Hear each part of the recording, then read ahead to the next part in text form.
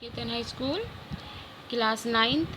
हमने पिछली क्लास में निर्धनता एक चुनौती इकोनॉमिक्स का 3rd लेसन पढ़ा था, वो कंप्लीट हो गया था।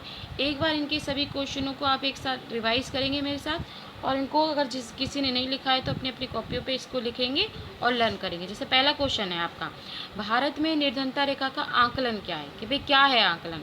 तो भारत में मैंने बताया था कि भाई 1 कैलोरी की मात्रा होती है। तो जैसे ग्रामीण क्षेत्र में जो लोग रहते हैं उनकी जो कैलोरी की मात्रा होनी चाहिए वो प्रति व्यक्ति प्रतिदिन 2400 कैलोरी होनी चाहिए, और जबकि शहरी क्षेत्रों में शहरी लोगों के लिए कितनी होनी चाहिए, 2100 कैलोरी प्रतिदिन प्रति व्यक्ति के उससे होना चाहिए। परंतु जो 2300 से भी कम कैलोरी व्यक्ति प्रतिदिन लेने वाले व्यक्ति होते हैं उनको क्या कहा जाता है, गरीबी रेखा कहते हैं, यानी कि उनको उस तरह से पूरा पोषण नहीं मिल पाता। तो इस तरह से इसका आंकलन किया जाता है। समझ में आया ये क्वेश्चंस। अब जैसे जो भारत में निर्धनता में विभिन्नता के कारण पाए जाते हैं, तो जैसे उड़ीसा और बिहार, असम है, त्रिपुरा है, मध्य प्रदेश है, तो इनमें निर्धनता बहुत अधिक है। इन क्षेत्रों में, इन शहरों में बहुत अधिक है, इन राज्यों में, क्योंकि ये राज्य आर्थिक रूप से पिछड़े हुए हैं। जैसे इनकी अपेक्षा आंध्र प्रदेश है, जम्मू कश्मीर है, केरल है, तमिलनाडु है, पश्चिम बंगाल है, गुजरात है। वहाँ इन क्षेत्रों में, इन में क्या है, इन शहरों में निर्धनता की जो गिरावट है वो कम पाई गई है। उसके बाद आता है आपका हरियाणा और पंजाब है। तो जैसे इन पंजाब राज्य में जो कृषि वृद्धि ज़्यादा मात्रा में हुई है, तो यहाँ पर इन क्षेत्रों में कृषि के कारण जो निर्धनता है वो बहुत कम है। उसके बाद आता है जैसे केरल है, केरल ने मानव संसाधन पर विकास पर ध्यान दिया है कि भाई पश्चिम बंगाल में भूमि सुधार उपायों में भूमि निर्धनता के में सहायता मिलती है।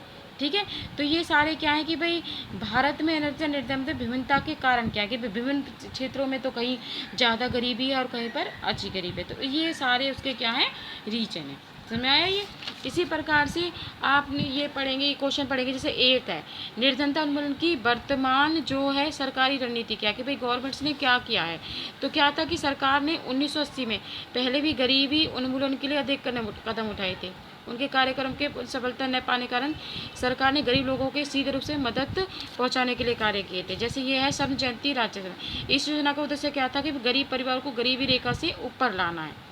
ठीक है, तो ये 1980 में चलाई गई थी और परिवारों में वित्तीय सहायता दी गई थी। परिवारों को क्या दी गई थी, सहायता दी गई थी। दूसरा आता है ज्वार ग्राम समृद्धि योजना। इस कार्यक्रम का उद्देश्य क्या था, भाई ग्रामीण क्षेत्र के जो इन स्त्री पुरुषों के लिए रोजगार के अवसर प्रदान करना है। ठीक है, कि भाई रोजगार दिलाना है, चाहे वो ग्रामीण क्षेत्रों के स्त्री पुरुष हैं। उसके बाद तीसरा पॉइंट आता है आपकी कि प्रधानमंत्री रोजगार योजना और स्वर्ण जयंती शहरी योजना। इस योजना में क्या है कि इसमें 18 से जो 35 वर्ष की आयु के जो शिक्षित लोग हैं वो लोगों को नौकरी दी जाएगी, तो उनको बेरोजगार को मिटाया जाएगा। ठीक है, और रोजगार के अवसर दिए जाएंगे।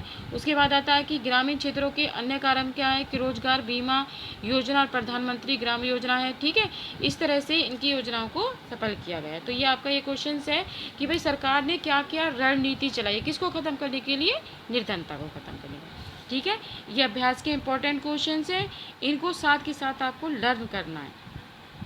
उसके बाद ये इम्पोर्टेंट क्वेश्चन है आपका कि राष्ट्रीय ग्रामीण रोजगार गारंटी अधिनियम 2005 की क्या विशेषता थी, कि भाई जो रोजगार चलाया गया था 2005 में सितंबर में, उसकी क्या विशेषता है। इसमें ये एक बिल था।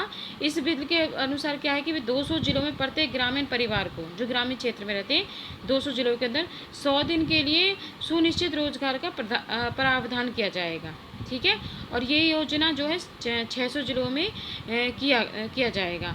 उसके बाद रोजगार का 1/3 जो रोजगार है वो क्या है कि भाई महिलाओं के लिए रोजगार उपलब्ध किया जाएगा, और केंद्र सरकार राष्ट्रीय गारंटी की स्थापना की जाएगी। ठीक है, और 15 दिन के अंदर रोजगार उपलब्ध नहीं किया जाएगा तो उस व्यक्ति को क्या दिया जाएगा, रोजगार भत्ता दिया जाएगा। ठीक है, इस तरह से ये आपके ये वाला क्वेश्चन अभ्यास के हैं। एक क्वेश्चन आपका आता है, जैसे कि ये है आपका क्वेश्चन आता है कि निर्धनता के जो कारण है वो क्या है।